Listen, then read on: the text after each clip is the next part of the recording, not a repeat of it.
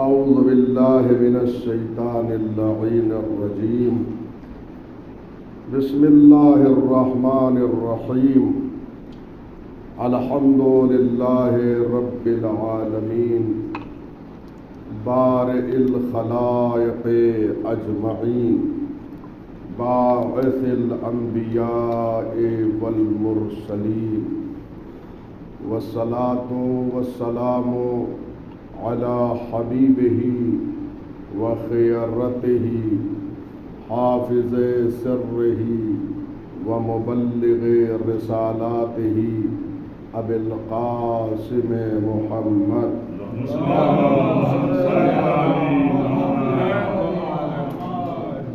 وآلہ الأطیبین الأطہرین الأنجبین لا سیما بقیت اللہ فی الارضین روحی وارواح العالمین لتراب مقدمہ الفداء واللعن الدائم على أعدائهم أجمعين من يومنا هذا إلى قيام يوم الدين أما بعد والشهداء على خلقه سامعین محترم، گفتگو یہاں پہنچی کہ اہل بیت علیہم السلام مخلوق خدا پر گواہ ہیں، والشہداء علی خلقہ، سلام ہو ائمہ ہدی علیہم السلام پر کہ وہ اللہ کی مخلوق پر گواہ ہیں۔ شہداء جمع ہے شہید، شہید کے معنی گواہ ہے۔ تو یہ ائمہ ہدی علیہم السلام ایک طرف بشریت کی ہدایت فرما رہے ہیں، دوسری طرف بندوں کے اعمال پر شاہد اور گواہ ہیں۔ یہیں سے یہ بات بھی ثابت ہو جاتی ہے کہ گواہ کا مطلب کیا ہوتا ہے۔ گواہ جو انسان کے اعمال کو دیکھے،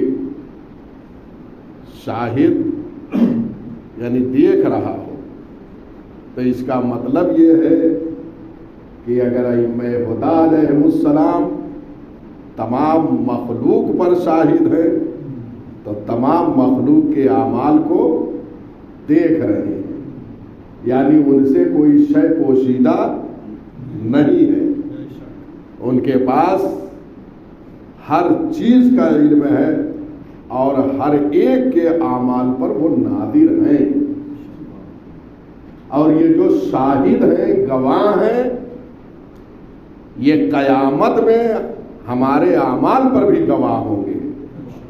یہاں تحمل شہادت فرما رہے ہیں، یہاں شاہد ہے دیکھ رہے ہیں، اور وہاں پر ادائے شہادت فرمائیں گے۔ یہاں جو کچھ شاہد رہے ہیں بارگاہ خدا میں، محشر میں شہادت دیں گے۔ تو شہادت جو دیکھ رہا ہو وہی دے سکتا ہے، لہذا ایک ایک فرد کے عمل کو ائمہ ہدی علیہ السلام دیکھ رہے ہیں۔ وَالشُّهَدَاءَ عَلَى خَلْقِهِ، اس فقرے کا جو منبع ہے وہ آیت قرآنی ہے۔ آیت قرآنی میں اس بات کا ذکر ہوا ہے۔ پروردگار سورہ بقرہ میں آیت نمبر 143 ارشاد فرما رہا ہے، وَكَذَلِكَ جَعَلْنَاكُمْ أُمَّةً وَسَطًا لِتَكُونُوا شُهَدَاءَ عَلَى النَّاسِ وَيَكُونَ الرَّسُولُ عَلَيْكُمْ شَهِيدًا۔ اسی طرح سے ہم نے تمہیں امت وسط قرار دیا۔ امت وسط، وسط کے معنی درمیانی، درمیانی امت ہم نے قرار دیا، کیوں؟ لِتَكُونُوا شُهَدَاءَ عَلَى النَّاسِ، تاکہ آپ شہادت دیں، لوگوں پر شاہد رہے، گواہ رہے، وَيَكُونَ الرَّسُولُ عَلَيْكُمْ شَهِيدًا، اور رسول ان پر شاہد ہے۔ یعنی یہ لوگ امت وسط جو ہے، درمیانی امت، وہ جو ہے لوگوں پر شاہد ہے۔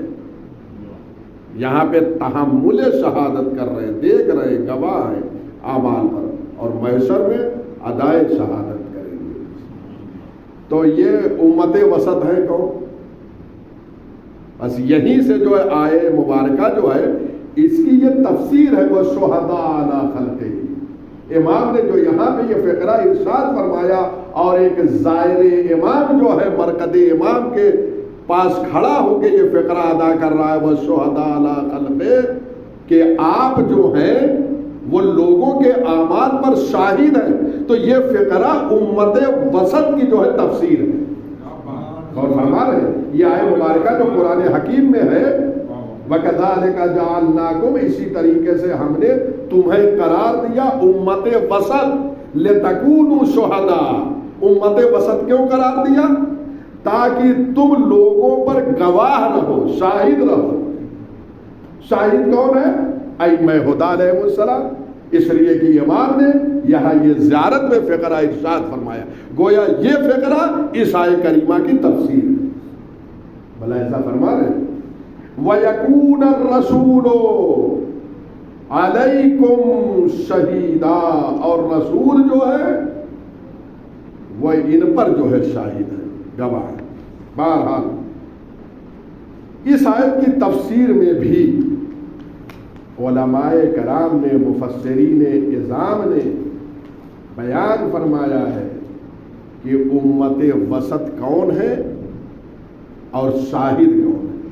بہرحال یہ زیارت سے، اس کے فقرے سے آیہ کریمہ واضح ہو گئی کہ یہ فقرہ تفسیر ہے اس آیہ کریمہ کی، لیکن اس آیہ کریمہ کے ذیل میں بھی معصومین علیہ السلام کی احادیث کے ذریعے سے اس آیت کی تفسیر فرمائی ہے۔ چنانچہ مصحف ناطق امام جعفر صادق علیہ السلام فرماتے ہیں نحن الامۃ الوسطی، ہم امت وسط ہیں۔ امت وسط ائمہ ہدی علیہ السلام ہے۔ قرآن مجید میں کذالک جعلناکم امۃ وسطا لتکونوا، امت وسط قرار دیا کن کو؟ امت وسط ہے کون؟ امام فرما رہے ہیں نحن الامۃ الوسطی، ہم امت وسط، ہم درمیانی امت ہیں۔ وَنَحْنُ شُهَدَاءُ اللَّهِ عَلَى خَلْقِهِ، اور ہم ہی اللہ کی طرف سے بندوں کے اعمال پر شاہد اور گواہ ہیں۔ اور فرما رہے وَحُجَجُهُ فِي أَرْضِهِ، اور ہم ہی اللہ کی حجت ہیں روئے زمین پر۔ اور فرمایا آپ نے، تو اس حدیث مبارک میں امت وسط کو بھی بیان کر دیا گیا، اور شاہد کون ہے اس ایک حدیث مبارک کے ذریعے اس کی تفسیر بیان کر دی گئی۔ خود یہ فقرہ زیارت کا یہ بھی تفسیر ہے۔ دیکھیے دونوں باتیں ہو رہی، تفسیر قرآن بھی ہو رہی ہے اور درس شرح زیارت جامع کبیرہ بھی ہو رہا ہے، الحمدللہ۔ ایک اور حدیث مبارک میں تائید میں متعدد حدیثیں ہیں، کم از کم وہ حضرات جو زیارت جامع کبیرہ پہ اگر اشکال کر رہے ہوں تو انہیں دیگر احادیث کو ملاحظہ کرنا چاہیے۔ اگر وہ کر لیں تو ان کے سارے اشکال جو ہے برطرف ہو جائیں گے، دور ہو جائیں گے، جبکہ ضرورت نہیں ہے ان کو سمجھانے کے لیے ساری چیزیں۔ خود متن زیارت جامع کبیرہ اتنا عالی ہے، اس کے مضامین عالیہ ہیں، لہذا کسی اور چیز کی ضرورت نہیں ہے۔ لیکن بہرحال متعدد احادیث اور آیات قرآنی کے ذریعے سے یہ سب چیزیں بیان اس لیے کی جا رہی ہیں کہ لوگ مطمئن ہو جائیں۔ ایک حدیث مبارک ہے جس میں امیر المومنین علی ابن ابی طالب علیہ الصلوۃ والسلام فرماتے ہیں ان اللہ تبارک و تعالی طہرنا وعصمنا وجعلنا شہداء علی خلقہ. اللہ تبارک و تعالی نے طہرنا ہمیں پاک رکھا ہے، وعصمنا اور ہم کو معصوم قرار دیا ہے، وجعلنا اور اس نے اللہ نے ہمیں قرار دیا ہے شہداء علی خلقہ، اپنی مخلوق پر شاہد و گواہ قرار دیا ہے. ملاحظہ فرما رہے سب احادیث مبارکہ جو ہے یہ سب تفسیر ہے آیے کریمہ کی، اور سب کو اگر جمع کیا جائے تو کوئی کسی کا اشکال وارد کہیں پہ نہیں ہو سکتا اگر یہ ساری چیزوں کا مطالعہ کرے.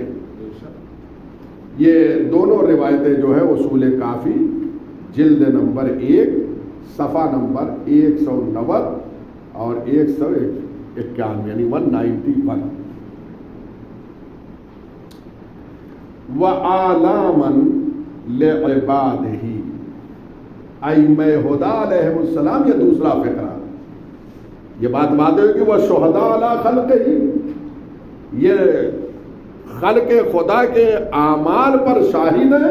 وَآلَامًا لِعِبَادِهِ اور اللہ نے ائمہ ہدیٰ علیہ السلام کو اپنے بندوں کے لیے علم قرار دیا. علام جمع ہے علم کی، اور علم کے معنی ہوتا ہے نشانی کے، پرچم کے. ایک نشانی کے ذریعے سے انسان ہدایت کی طرف جاتا ہے. یہ نشانی ہے تقویٰ کی، یہ نشانی ہے دین کی، یہ نشانی ہے اللہ کی طرف جانے کے لیے.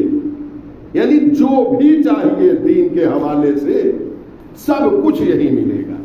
اگر کوئی متقی بننا چاہتا ہے تو بغیر ان کے تقویٰ ملنے والا نہیں ہے. یہ تقویٰ کی نشانی ہے. اور اسی زیارت جامع کبیرہ میں یہ کلمہ استعمال ہوا ہے کہ وَآلَامُ التُّقَىٰ، اہل بیت عصمت و طہارت آلام التقیٰ ہیں، یعنی تقوی کی نشانی ہے. آلام جمع ہے علم کی، یہاں پہ آلام ہے، نشانیاں ہیں. آلام علم کی جمع نشانی، اپنے بندوں کے لیے نشانی ہے. کن چیزوں کے لیے؟ دین چاہیے، دین کے لیے نشانی ہے. ہدایت چاہیے، ہدایت کے لیے نشانی ہے. اللہ کی طرف جانا ہے، یہ نشانی ہے ہر چیز کی. اور سب کے لیے میں احادیث مبارکہ کو پیش کر رہا ہوں. تقوی کی نشانی ہے. خود اسی زیارت جامع کبیرہ میں معصومین علیہ السلام کو آلام التقیٰ کہا گیا ہے. یہ تقوی کی نشانی ہے. اس کے بعد ہدایت کی یہ نشانی ہے. علامہ شیخ طوسی نے اپنی کتاب تہذیب میں حدیث مبارک کو ذکر کیا ہے. اس حدیث مبارک میں ائمہ ہدیٰ علیہ السلام کو آلام الہدیٰ کہا گیا ہے. یعنی یہ ہدایت کی نشانی ہے. ملاحظہ فرما رہے، تقوی کی نشانی آلام التقیٰ، ہدایت کی نشانی آلام الہدیٰ. یہ تہذیب جلد نمبر 3 صفحہ 145. یعنی دین انہی سے ملے گا، ہدایت انہی سے ملے گی. اس کے بعد دیکھیے آپ ملاحظہ فرمائیں نہج البلاغہ خطبہ نمبر 87، اس میں ایک فقرہ اہل بیت علیہ السلام کے لیے آیا ہے وَآلَامُ الدِّین. یہ دین کی نشانی ہے، تقوی کی نشانی ہے، ہدایت کی نشانی ہے، دین کی نشانی ہے. اللہ کی طرف جانے کے لیے یہ نشانی ہے. اگر کوئی جانا چاہتا ہے اللہ کی طرف، سالک اللہ کوئی بننا چاہتا ہے، اللہ کی طرف جانا چاہتا ہے تو بغیر ان کے نہیں پہنچ سکتا. اور یہ بات زیارت امین اللہ میں ذکر ہے کہ جو اللہ کی طرف جانا چاہ رہا ہے تو اللہ کی طرف جانے کے لیے یہ آلام ہے، نشانیاں ہیں. چنانچہ یہ فقرہ ہے وَآلَامُ الْقَاصِدِينَ إِلَيْكَ وَاضِحَةٌ. یہ نشانیاں ہیں قاصدین کے لیے جو اللہ کی طرف قصد کر رہے ہیں، یعنی الیک کا اے پروردگار جو تیری طرف قصد کرنا چاہ رہے ہیں ان کے لیے نشانی یہ ہے۔ اگر ان کے ذریعے سے جا رہے ہیں تو آپ واحد ہے، کل عرض کیا یہ رکن ہے، کل عرض کیا تو بہت اہم درس عطا کیا۔ اہل بیت علیہ السلام ارکان توحید ہیں۔ ارکان توحید کا مطلب یہی ہے، یعنی ستون توحید ہے۔ کوئی انسان موحد نہیں ہو سکتا جب تک کہ ان کی ولایت نہ ہو، یعنی ولایت موحد ہونے کے لیے ستون ہے۔ اگر اہل بیت علیہ السلام کو چھوڑ کر کوئی موحد بننا چاہ رہا ہے تو وہ ہو ہی نہیں سکتا، اس لیے کہ یہ ستون ہے۔ پر یہاں میں جو یہ فقرہ زیارت میں آیا ہے وہ آلام القاصدین الیک واضحہ، یہ نشانیاں واضح نشانیاں ہیں اہل بیت عصمت و طہارت علیہ السلام، کہ ان کے لیے جو اللہ کی طرف جا رہے ہیں تو ان کے ذریعے سے جانا۔ زیارت امین اللہ الحمدللہ دعاؤں کی کتابوں میں موجود ہے، اور الحمدللہ پڑھتے ہیں ہم زیارت امین اللہ کو۔ اس کے بعد کا فقرہ ہے، خوب دقت کیجیے، ایک ایک فقرہ جو ہے امام کا ایک مطلب پہنچا رہا ہے، ایک دنیا جو ہے مطلب لیے ہوئے۔ وَمَنَارًا فِي بِلَادِهِ،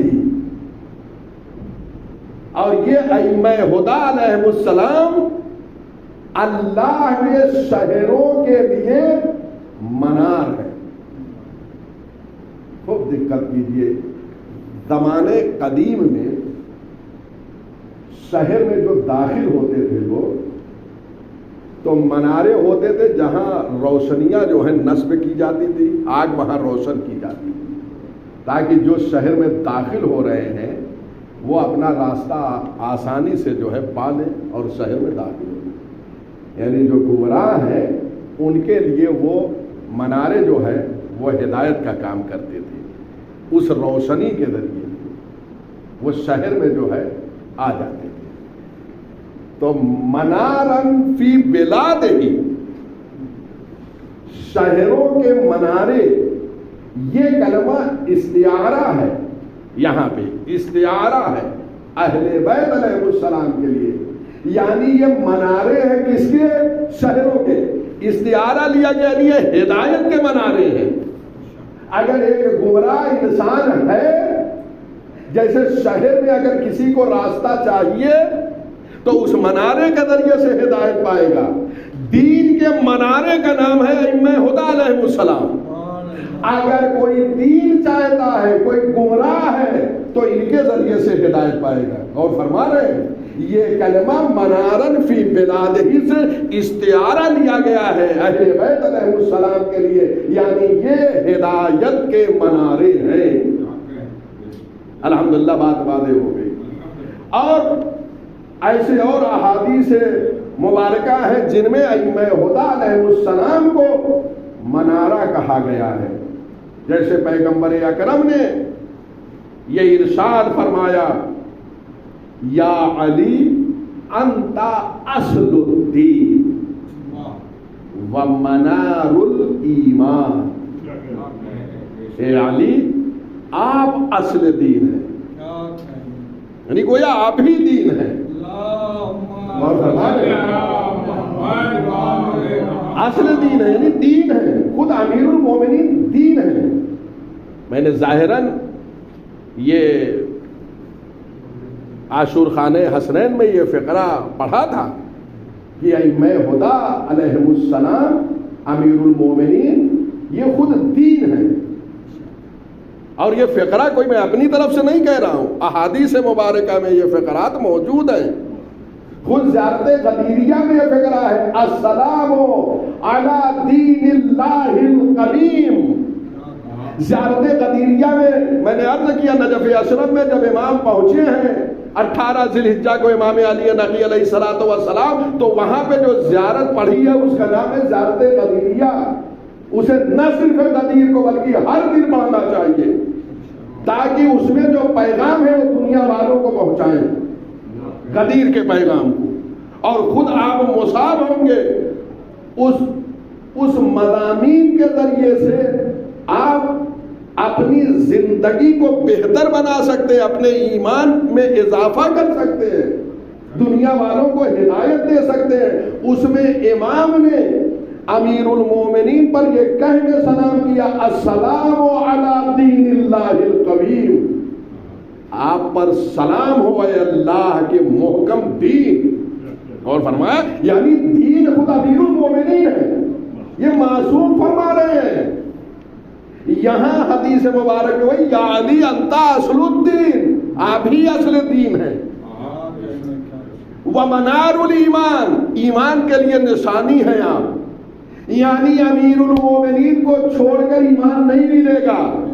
اگر ایمان چاہیے تو یہاں آنا ہوگا۔ جو گمراہ ہیں ابھی تک نہیں آئے ہیں، یہ منارے ہیں ایمان کے، ان کے ذریعے سے ایمان ملے گا، یہ نشانی ہے ایمان کی۔ کسی اور دروازے پہ نہ جاؤ۔ اگر کسی نے مقابل میں کوئی منارہ بنا دیا ہے تو رہنے دو، بہت سارے منارے ہیں دنیا میں، یہ اللہ کی طرف سے منارے ایمان ہیں، لوگوں کے بنائے ہوئے نہیں منارے ہیں۔ اس کے بعد خود پیغمبر اکرم کی ایک اور حدیث ہے جس میں اہل بیت یا امیر المومنین منار ایمان ہیں۔ اہل بیتی منار الہدی، اور وسیع مطلب اس لیے کہ ائمہ ہدی علیہم السلام، اہل بیت علیہم السلام منار ہدایت ہے۔ تو یہ منار بلاد کا مطلب کیا ہے؟ شہروں میں آنے کے لیے، بلاد بلد کی جمع ہے، بلد کے معنی شہر ہے، بلاد یعنی شہر، مختلف شہر، شہروں میں داخل ہونے کے لیے منارے ہوتے تھے۔ تو منارے یہاں کیا مراد؟ یعنی اہل بیت علیہ السلام منارے ہدایت ہے۔ یہاں پیغمبر اکرم نے حدیث مبارک میں وہی فرمایا، اہل بیتی منار الہدی، میرے اہل بیت ہدایت کے منارے ہیں۔ یعنی اگر گمراہ ہدایت چاہتا ہے تو یہاں آئے۔ پیغمبر اکرم خود جو ہے منذر ہیں اور ائمہ ہدی علیہ السلام ہادی ہیں۔ انما انت منذر ولکل قوم ہاد، یا یہ قرآنی بارہا یہاں سے میں تلاوت کر چکا ہوں کہ یہ پیغمبر آپ منذر ہیں اور ہر قوم کے لیے ایک ہادی ہے۔ ہادی کون ہے؟ اس کے ذیل میں تفسیر اہل بیت میں یہ کہ پیغمبر نے فرمایا کہ میں منذر ہوں اور ائمہ ہدی ہاد ہیں، ہادی ہیں۔ منار ہدایت یہ ہے، منار الہدی۔ والدالون علی اللہ، اور اللہ کی طرف جو ہے وہ رہنمائی کرنے والے ہیں۔ اور فرما رہے ہیں وَأَدِلَّا عَلَى صِرَاطِهِ، عدلہ جمع ہے دلیل کی۔ دلیل کے معنی ہوتا ہے رہنما، جو رہنمائی کرے، پیشوائی کرے، امامت کرے۔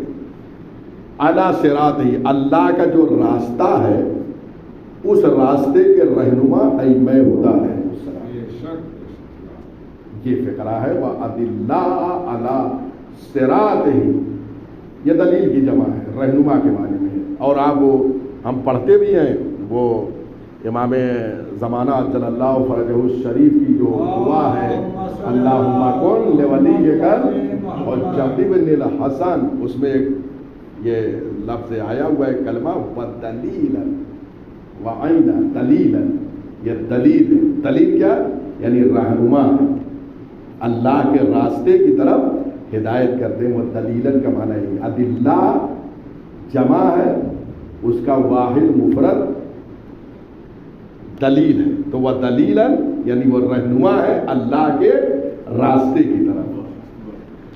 وَأَدِلَّا عَلَى صِرَاطِهِ، اور خود اسی زیارت جامع کبیرہ میں یہ فقرات ائمہ ہدی علیہ السلام کے لیے استعمال ہوئے ہیں۔ انتم السبل الاعظم والصراط الاقوم، آپ اللہ کی طرف جانے کے بہت عظیم راستے ہیں۔ دیکھیں کبھی راستہ چھوٹا کبھی وسیع ہوتا ہے، جب راستہ وسیع ہوتا ہے تو بہت تیزی سے انسان اپنے مقصود تک پہنچتا ہے. انتم السبل الاعظم، اے ائمہ ہدی علیہم السلام، آپ اللہ کے عظیم راستے ہیں، ان کے ذریعے سے اللہ تک پہنچا جائے گا. والصراط الاقوم، اور اللہ کے لیے آپ سیدھا راستہ ہیں.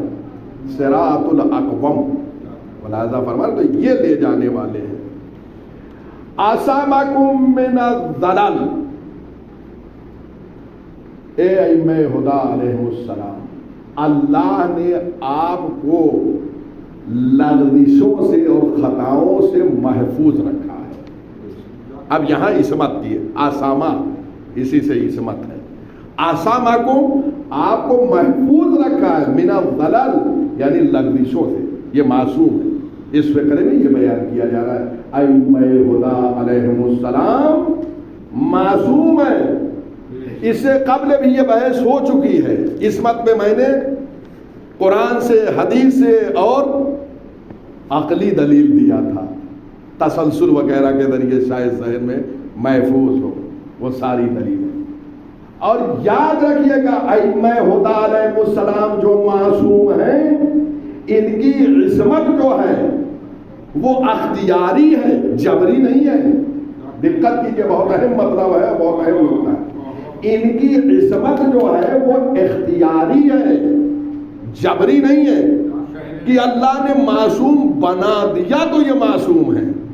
نہیں، اختیار ہے. اللہ نے ان کو تمام قوتیں دی ہیں کہ اگر وہ دوسری چیزوں کی طرف جانا چاہے تو جا سکتے ہیں، اختیار ہے، لیکن نہیں جاتے ہیں. یہ ہے وَمَا تَشَاءُونَ إِلَّا أَن يَشَاءَ اللَّهُ. تو اختیاری ہے، یعنی برائیوں کی طرف نہیں جا رہے، یہ کنٹرول کیے ہوئے ہیں، اس لیے اختیاری ہے. اب اور دیکھو جبری کیا ہے؟ جیسے ملائکہ، ان کی عصمت اختیاری نہیں ہے. کیوں؟ اس لیے کہ پروردگار نے گناہ کی قوتیں انہیں نہیں دی ہے. غور کیجیے گا، لہذا ان کی عصمت جو ہے وہ عصمت نہیں ہے. یہاں عصمت جو ہے اختیاری ہے. اچھا، یہ اختیاری، یہ میں عصمت کی تعریف بھی کر دوں جو علماء نے کیا ہے، اور اس کے ذریعے سے یہ کوئی میں اپنی طرف سے یہ ساری چیزیں موجود ہے. علماء نے جو عصمت کی تعریف کی ہے اس کے ذریعے سے دیکھیے یہ اختیار کا جو ہے لفظ نکلتا ہے.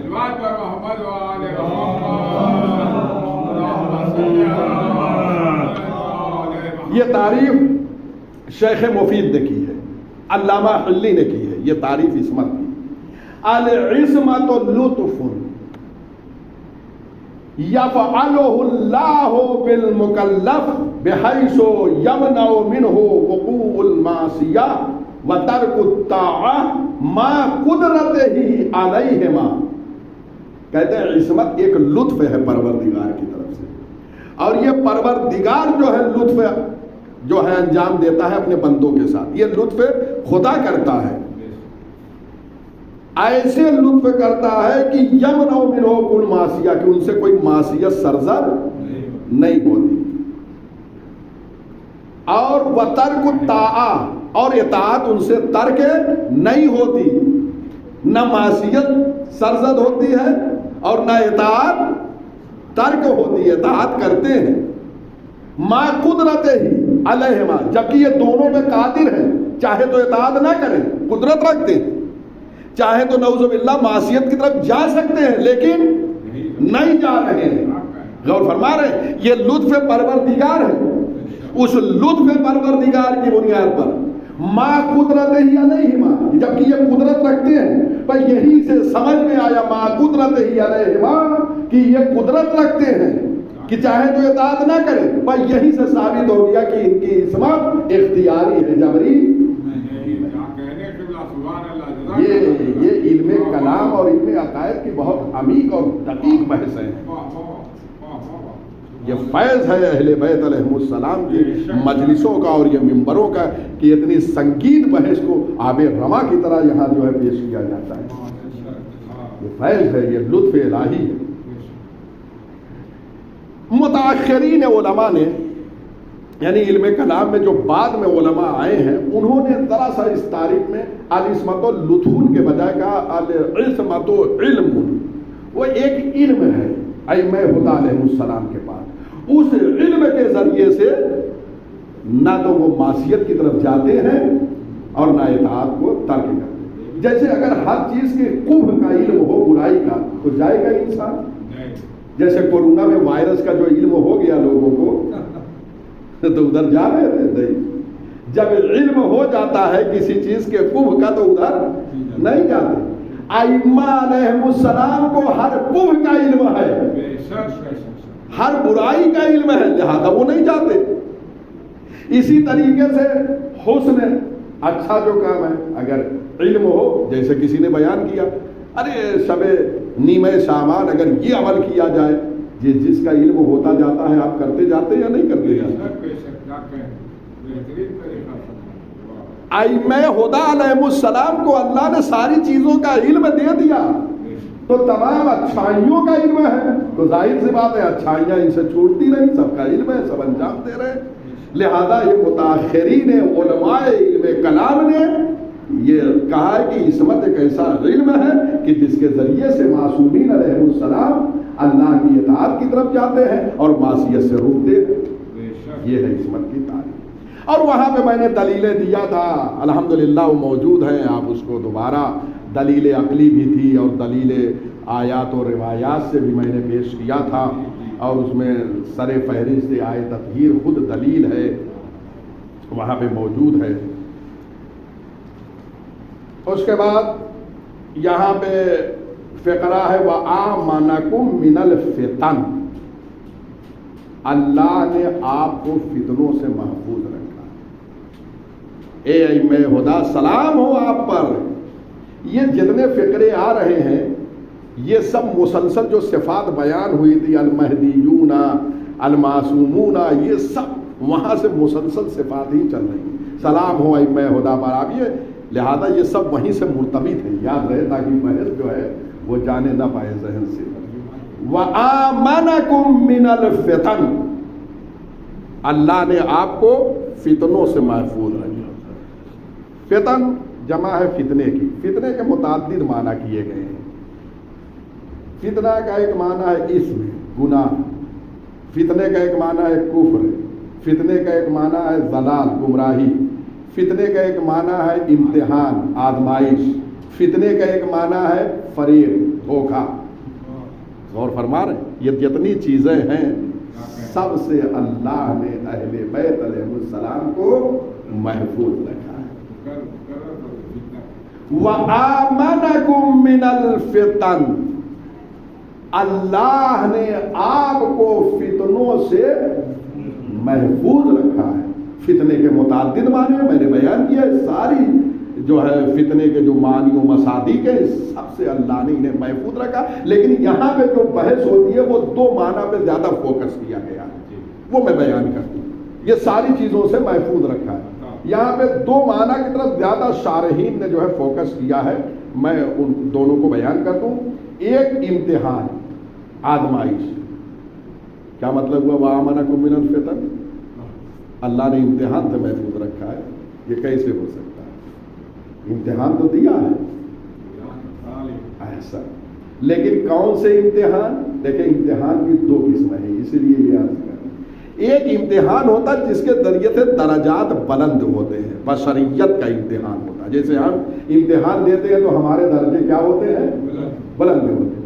ائمہ ہدی کو اللہ نے ان امتحانات سے محفوظ رکھا ہے، ان کے درجے بلند ہیں پہلے سے، لہذا ہاں جو امتحان ہوئے ہیں وہ اس لیے ہوئے ہیں تاکہ دنیا پہ روشن ہو جائے کہ تم سمجھ رہے ہو کہ پروردگار انہیں معصوم بنا کے دنیا میں بھیجا یا ساری خصوصیات دی ہے تو ایسے ہی نہیں دے دی ہے۔ دیکھو میرا بندہ حسین جو آخری وقت سجدے میں کہہ رہا ہے رسم پہ قضائے و تسلیم یہ بتائیں،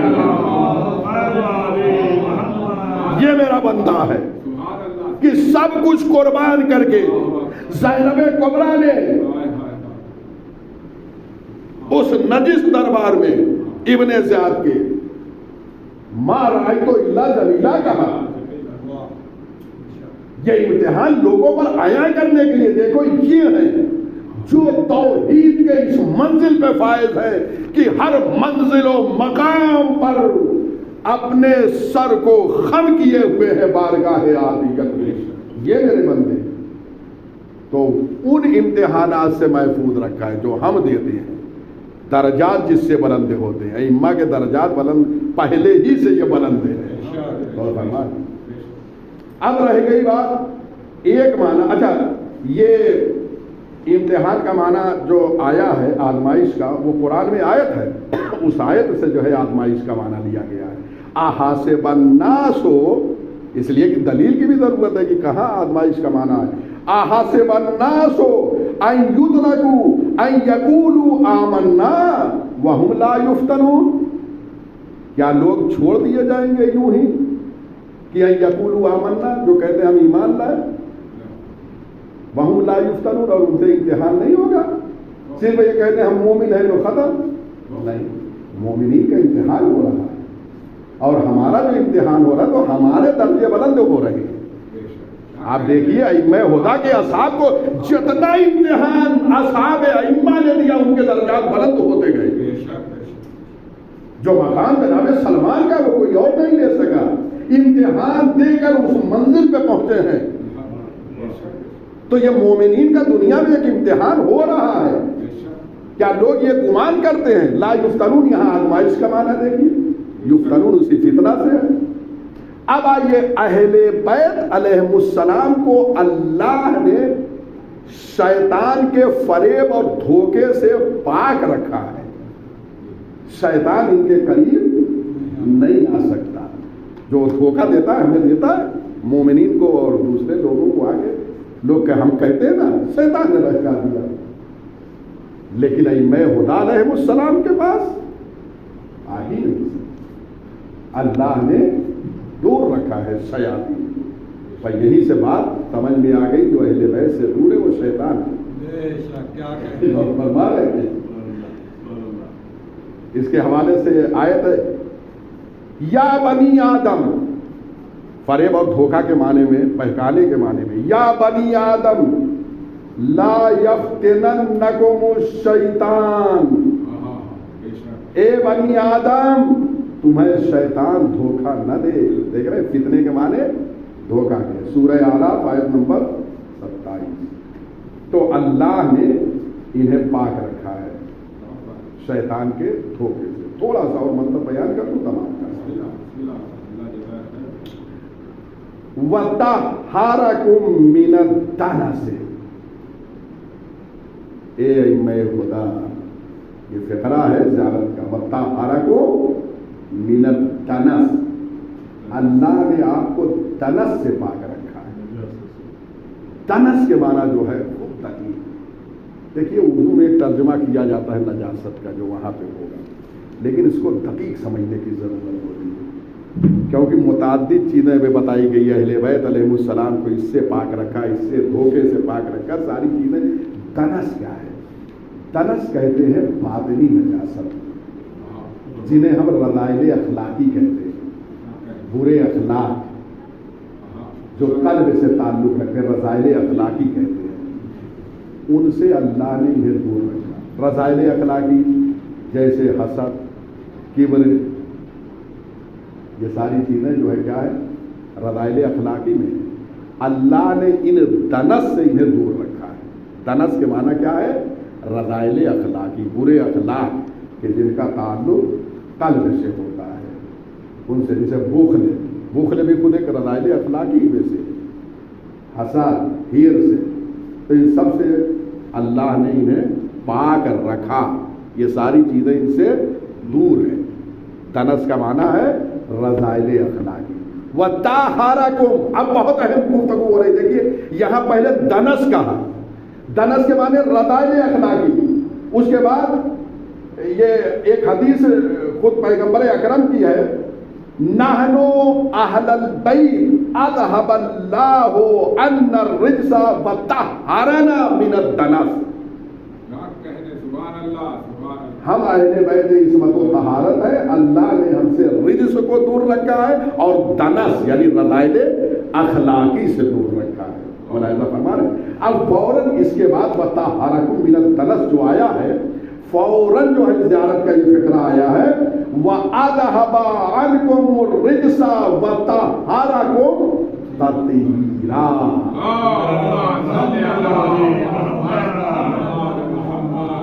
और अहले बैत अल्लाह ने आपसे हर किस्म की नजासत रिज्स को दूर रखा। देखिए वहां दनस था, रज़ाइल अखलाक, यहाँ रिज्स है।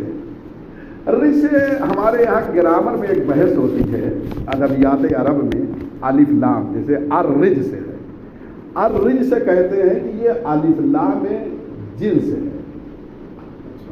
बहुत है इससे सारे मतालिब जो है वादे होते हैं। जिन्स का मतलब यह है कि अगर उस अलिफ लाम को हटाकर वहां लफ्ज़ कुल रख दिया जाए तो माना सही होगा। जैसे अल्हम्दुलिल्लाह, अल्हम्दु, हम्द में जो अलिफ लाम है अलहम्दु, वो भी अलिफ लाम है जिन्स है, यानी क्या आप तर्जुमा करते हैं? सारी। ये सारी कहां से आए?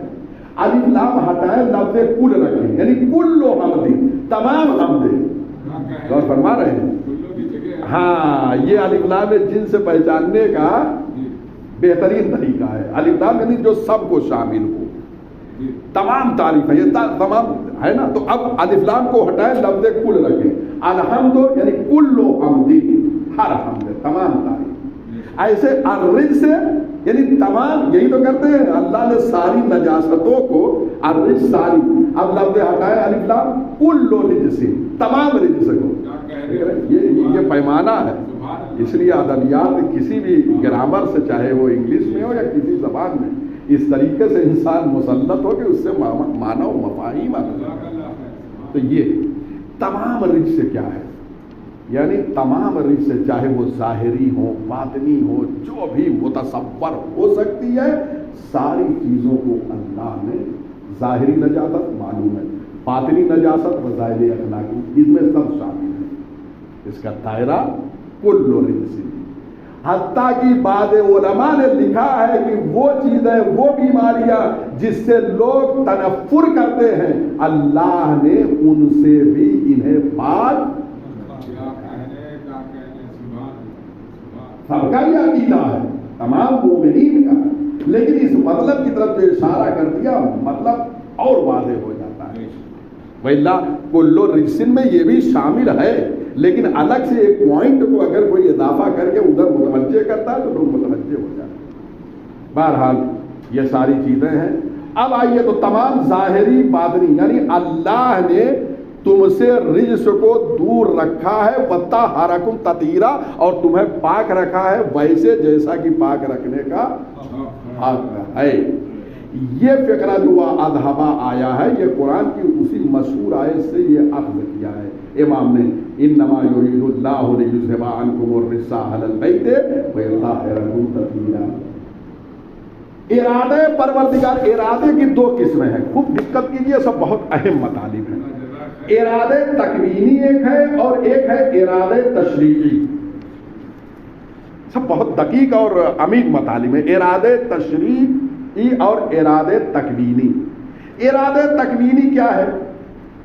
इरादे तकवीनी का ताल्लुक जो है वो आफरीनिश और खिलकत से होती है, यानी तकवीनन अल्लाह ने अहले बैत को पाक रखा, कायनात में आए वो पाक हैं, अल्लाह ने पाक रखा है इन्हें, ये अल्लाह का इरादे तकवीनी है। ये आयत अहले बैत के लिए क्यों खास आई है? क्योंकि आलम तशरी, और एक बात यही याद रखना, देखिए जहां इरादे तकवीनी होता है ना, वहां इरादा और मुराद में जुदाई नहीं होती है। इससे पहले भी मैंने अर्ज किया, जो इरादा हो जाता है वो वकूअ पदीर होता है, بہت اہم مطلب ہے. یعنی اگر اللہ کا یہ ارادہ ہے کہ اہل بیت سے تمام جو ہے نجاست کو دور رکھے تو ارادہ مراد سے جدا نہیں ہو سکتا. یعنی یہ واضح ہوگا کہ یہ تمام جو ہے برائیوں سے اور نجاستوں سے پاک ہیں. عالم تکوین، ارادے تکوین یہ ہوتا ہے کہ جہاں ارادے اور مراد میں جدائی نہ. عالم تشریع یہاں عالم تکوین ہے، ارادے تکوین اہل بیت کے لیے یہ فضیلت میں آیت ہے. وَإِلَّا اگر آپ ارادے تشریع لیں گے عالم شریعت، شریعت کی دنیا، تو شریعت کی دنیا میں اللہ ہر ایک سے یہ چاہتا ہے کہ نہیں وہ پاک رہے. اللہ عالم تشریع میں ہم سے چاہتا ہے کہ نہیں ہم پاک رہیں. اور تشریع میں جو ہے وہ ارادہ اور مراد میں جدائی ممکن بھی ہے. غور کریں، سب مطالب ہے. اور اگر ارادے تشریعی یہاں ہوتا تو الگ سے بیان کرنے کی ضرورت نہیں تھی اس آیت کو. آیت کو تنہا بیان کرنا اس بات کی دلیل ہے کہ اللہ کا ارادے تشریعی نہیں ہے اہل بیت علیہ السلام کے لیے. اس آیت میں ارادے تکوینی مراد ہے. اور فرما رہے ہیں تو اہل بیت کو اللہ نے پاک رکھا ہے. وہ دنیا میں پاک آئے ہیں، ان کی خلقت پاک ہے، نجاستیں ان سے دور ہے. سب بہت اہم مطالب ہے. اس کے بعد اس سے قبل بھی اس حوالے سے میں نے گفتگو کی تھی اور اس پہ بڑی ساری دلیلیں، کیونکہ اہل بیت میں لوگ ازواج نبی کو بھی داخل کرنے کی کوشش کر رہے ہیں کہ یہ بھی جو ہے اہل بیت میں ہے. گھر میں آ گئی، ارے بھائی گھر میں آ گئی، ایک طلاق کے ذریعے باہر بھی تو ہو سکتی ہیں. ایک طلاق کے ذریعے سے باہر بھی ہو سکتی ہے. تو پہلا مسئلہ تو لیکن جو نسبی ہے اور فرما رہے ہیں وہ تو ہے. متعدد دلیلیں پوری کی پوری کتابیں لکھی گئی ہے کہ اس میں صرف اہل بیت سے مراد پنجتن ہے. اور چونکہ اس وقت جب آیت نازل ہوئی تو پنجتن تھے، اور بعد میں جو معصومین علیہ السلام آئے سب شامل ہیں. خدا کی قسم کبھی کبھی میں سوچتا ہوں، جا کے دیکھیے جناب زینب سلام اللہ علیہا کا خطبہ.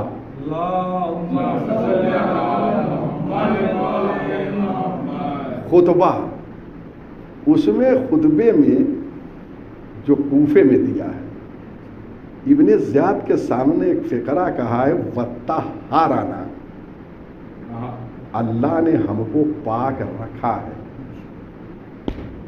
بہت اہم بات کہنے جا رہا ہوں. وَطَّهَّرَنَا، جناب زینب نے کہا ہم کو. اس کا مطلب یہ ہے کہ صرف جو وہ 14 معصومین ہیں انہی پہ آیت تطہیر کو حمل کرے ہیں ان کے لیے، لیکن ان کے علاوہ بھی یہ ذوات قدسیہ اس دربار میں کہہ دیا وَطَّهَّرَنَا، ہم کو اللہ نے پاک رکھا تو یہ بھی پاک ہیں تمام برائیوں سے.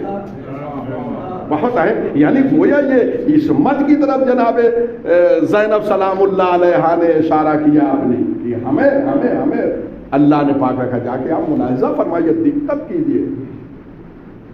جو بیجا بحثیں کرتے ہیں لوگ، اگر یہ پڑھ لیں اور پڑھ کے ہضم کر لیں تو بحث کی کوئی گنجائش نہیں رہ جاتی. بہرحال میں ایک اشارہ کر دوں، 2-3 دلیلیں بہت اشارہ صرف کر رہا ہوں، کیونکہ اس سے قبل میں بیان کر چکا ہوں کہ آیت کے سیاق و سباق کو آپ پڑھیں گے. انما یرید اللہ آیت نمبر 33 سورہ احزاب کی ہے. اس سے قبل اور اس سے بعد جو آیتیں آئی ہیں اس میں سب نسائے نبی سے خطاب ہے، نبی کی بیویوں سے.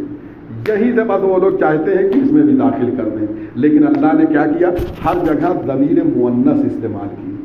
گرامر میں عورتوں کے لیے ضمیر الگ، میں سمجھتا ہوں انگریزی میں ہاں دیکھیں ماشاء اللہ یہ ساری تو نون جو ہے یہ علامت مؤنث ہے.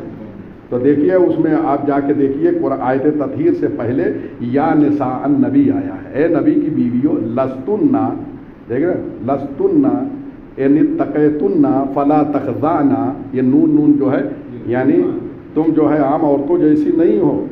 یہ ساری چیزیں وقرنا فی بیوتکن ولا تبرجنا، دیکھیں نون یہ سب ان سے خطاب ہے عورتوں سے.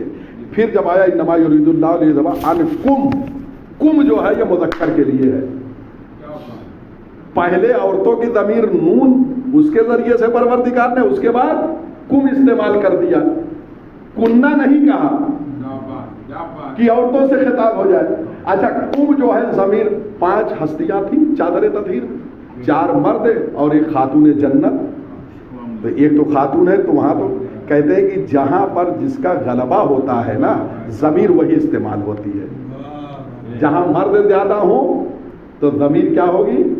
مرد والی استعمال ہوگی، کم۔ بس اس کم سے اچھا اگر ان کو بھی داخل کر دیں تو عورتیں زیادہ ہو جائیں گی، کیونکہ نبی کی متعدد بیویاں ہیں، سب اگر آ جائیں گی تو کنہ کی ضمیر استعمال کرنا پڑتی۔ اس کا مطلب یہ کہ اللہ نے کنہ استعمال نہ کر کے بتا دیا کہ ازواج اگر نہیں ہے، اگر آ جاتی تو ان کا غلبہ ہو جاتا، کنہ استعمال کرنا پڑتا۔ یہاں پہ کم آیا ہے، ایک خاتون، خاتون جنت، شہزادی رسول اسلام کی بیٹی، وہ اہل بیت میں سے ہے، وہ داخل ہے۔ لہذا اس سے پہلے آیت کے نون جو کرنا فی بیوتکن ولا تبرجنا تبرج الجاہلیت الاولی، یہ ساری آیتیں ہیں۔ اور پھر دیکھیے پروردگار کا اہتمام، انما یرید اللہ میں جو ہے کم مذکر کی ضمیر استعمال کرنے کے بعد پھر اس کے بعد آیتیں جو ہیں اس میں بھی عورتوں کی ضمیر کو استعمال اللہ نے کیا ہے۔ غور فرما رہے ہیں؟ یا نساء النبی اس سے پہلے، اب انما یرید اللہ کے بعد وذکرنا، پھر فی بیوتکن، یعنی کم استعمال کرنے کے بعد پھر عورتوں سے الگ خطاب ہے۔ بس اس کا مطلب ہے کہ پروردگار نے سیاق و سباق کے آیت سے یہ واضح کر دیا کہ یہاں اہل بیت میں نبی کے گھرانے کے لوگ شامل ہیں، معصومین علیہ السلام شامل ہیں، ازواج نبی شامل نہیں ہیں۔ ایک دلیل سیاق و سباق۔ دوسری دلیل کی طرف اشارہ کروں، جناب ام سلمہ جب چادر تطہیر میں پنجتن پاک گئے تو وہ بھی نبی کی بہت عظیم بیوی تھی ام سلمہ، کوئی معمولی یہ وہ بیوی ہے نبی کی۔ جب امام حسین علیہ السلام سفر پہ گئے ہیں 28 ابھی رجب کو، سب جناب ام سلمہ کا نام نامی جو ہے اس 28 رجب سے بہت جڑا ہوا ہے کہ امام سرکار سید الشہداء جب نکل رہے تھے تو جناب ام سلمہ نے کہا تھا کہ میرے لال عراق کی طرف نہ جاؤ، اس لیے کہ تمہارے نانا نے مجھے واقعہ بتایا ہے اور ایک مشت خاک دی ہے اور کہا کہ جب یہ خون میں تبدیل ہو جائے تو سمجھ لینا میرا اسے شہید کر دیا گیا۔ تو سارے واقعات وہاں بیان ہوئے۔ یہ بیوی بڑی عظیم ہے۔ جب چادر تطہیر میں سب جمع ہوئے تو جناب ام سلمہ نے آن کر پیغمبر سے کہا کہ یا رسول اللہ کیا میں اس میں داخل ہو سکتی ہوں؟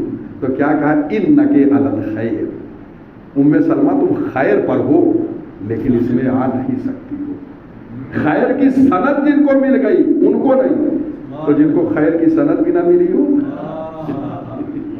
جن کو خیر کی سند ملی وہ بیوی بھی اس میں داخل نہیں۔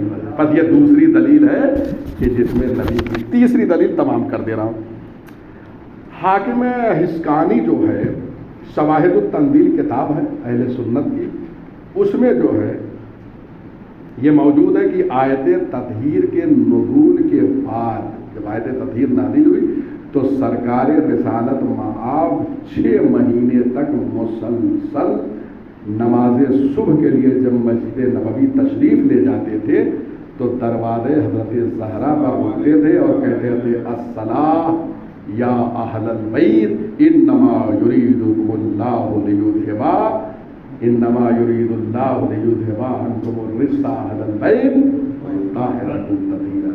یہ 6 مہینے تک یہ عمل بتا رہا ہے، آیت تطہیر کا پڑھنا بتا رہا ہے، اہل البیت کہنا بتا رہا ہے کہ اس گھرانے میں اہل بیت ہے، جناب زہرا کے گھر میں میرے اہل بیت ہیں، کسی زوجہ کے گھر میں جا کے نہیں کہا ہے۔ یہ بات ہے۔ اور اس کے بعد شواہد التنزیل میں یہ بھی حسکانی نے لکھا ہے نزلت فی رسول اللہ، ڈائریکٹ یہ جملہ کہہ دیا نزلت فی رسول اللہ وعلی وفاطمہ والحسن والحسین، یہ آیت پنجتن پاک کے لیے نازل ہوئی، مسئلہ واضح کر دیا۔ اور یہ روایت جو ہے مسلم میں بھی آپ اردو کی اٹھا کے دیکھیے اس میں بھی موجود ہے یہ روایت کہ یہ 5 ہستیاں ہیں جن کو رسول اللہ نے جمع کیا اور جمع کرنے کے بعد اشارہ کر کے کہا اللہم ہؤلاء اہل بیتی، پروردگار یہ میرے اہل بیت۔ یہ 3 دلیلیں الحمدللہ میں نے پیش کیا. بہت ساری دلیلیں ہیں. خداوند عالم ہمیں توفیق دے کہ یہ سارے مطالب تک ہم پہنچ سکیں اور محمد علیہ السلام کی معرفت کسی حد تک ہم حاصل کر لیں. اور وہ ممکن انہی چیزوں کے ذریعے سے یہ زیارت جامعہ کی جو ہم شرح اس وقت پڑھ رہے ہیں، ایک فائدہ یہ ہے کہ ایک تو زیارت کو جائیں تو معرفت کے ساتھ جائیں، کیونکہ روایت میں معرفت کا لفظ آیا ہے. من زار الحسین عارفا بحقہ، ان کی معرفت کے ساتھ جائیں.